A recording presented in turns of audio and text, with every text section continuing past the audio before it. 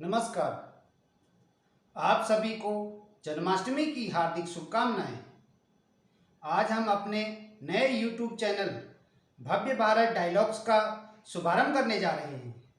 आशा है आप सभी का प्यार व आशीर्वाद हमें मिलेगा। इसी उम्मीद के साथ हम अपने नए YouTube चैनल की शुरुआत करने जा रहे हैं।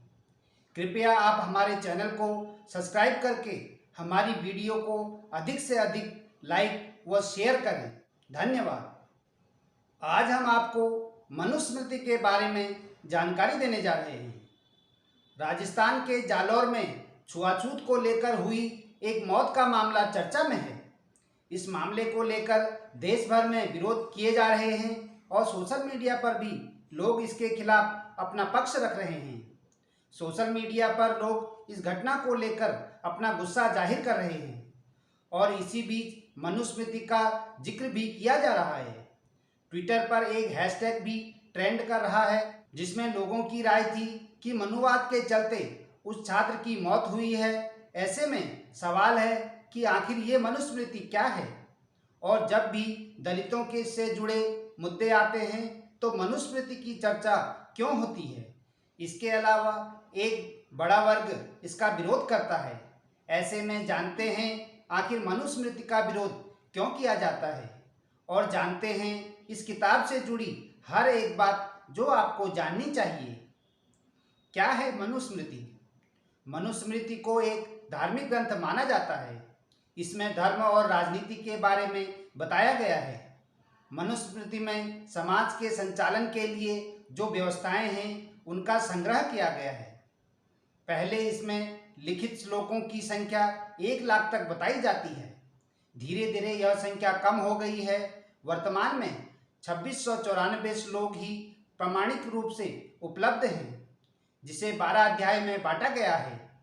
इसमें सृष्टि का उत्थान, हिंदू संस्कार विधि, श्राद्ध तिथि व्यवस्था, अलग अलग आश्रम की व्यवस्था, विवाह संबंधी नियम, महिलाओं के लिए नियम आदि बताए गए हैं।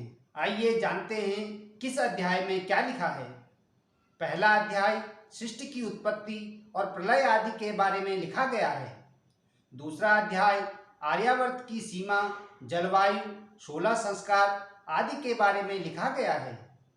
तीसरा अध्याय गृहस्थ आश्रम में प्रवेश, 8 तरह के विवाह, कन्या की पात्रता, श्राद्ध आदि के बारे में लिखा गया है। चौथा अध्याय गृहस्थ के लिए नियम, दान आदि के बारे में बताया गया है। पांचवा अध्याय, इस अध्याय में मांस के सेवन के दोष, 12 शुद्धिकारक, ईमानदारी, स्त्री पुरुष के संबंध के आदर्श रूप के बारे में बताया गया है। छठा अध्याय वामप्रस्थ के नियमों के बारे में बताया गया है। सातवां अध्याय राजा के धर्म, दंड, मंत्रियों से परामर्श आदि की जानकारी दी गई है। आठवां अध्याय राजा के विवाद निपटाने के तरीकों के बारे में लिखा गया है। नवा अध्याय स्त्री पुरुष के कर्तव्य, अधिकार, पिता का उत्तराधिकारी होने के बारे में लिखा गया है। 10वां अध्याय चारों वर्णों के कर्तव्यों के बारे में लिखा गया है। 11वां अध्याय गोवध, मांस सेवन और अन्य पापों के बारे में लिखा गया है। 12वां अध्याय इसमें स्वर्ग लाभ, नरक प्राप्ति के बारे में बताया गया है। आइए जानते हैं जातियों को लेकर क्या लिखा है। आखिर जाति व्यवस्था को लेकर ही इसकी चर्चा की जाती है। मनुस्मृति में कहा गया है कि ब्रह्मा जी ने संसार की रचना की थी।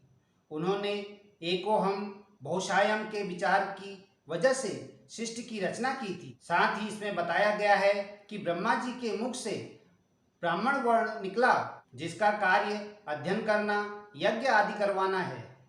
वहीं क्षत्रिय वर्ण ब्रह्मा जी के भुजाओं से निकला, जिसका काम रक्षा करना है।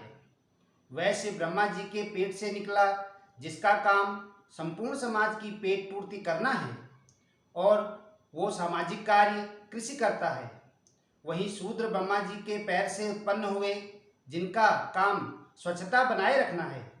हालांकि कई श्लोकों में शूद्र के काम को लेकर किए गए वर्णन का कई लोग विरोध करते हैं। आइए जानते हैं महिलाओं के लिए क्या लिखा गया है। मनुस्मृति में महिलाओं के कार्य, उनके कर्म, उनके जीने के तरीके के बारे में बताया गया है, जिसे आज के युग से ठीक नहीं माना जाता। ऐसे में मनुस्मृति का काफ़ी विरोध होता है, क्योंकि महिलाओं की आज़ादी, उनके आचरण को लेकर कई ऐसी बातें हैं जिन्हें आज वाजिब नहीं कहा जा सकता।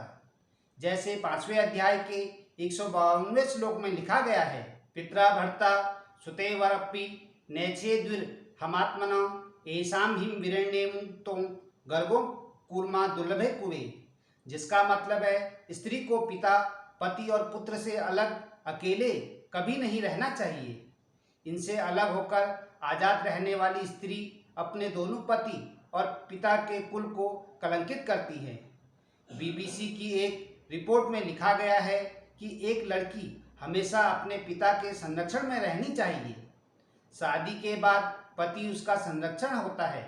पति की मौत के बाद उसे अपने बच्चों की दया पर निर्भर रहना चाहिए। किसी भी स्थिति में एक महिला आज़ाद नहीं हो सकती। सहभाग डेली हंट, डेली होम। धन्यवाद। भव्य भारत डायलॉग्स। नमस्कार।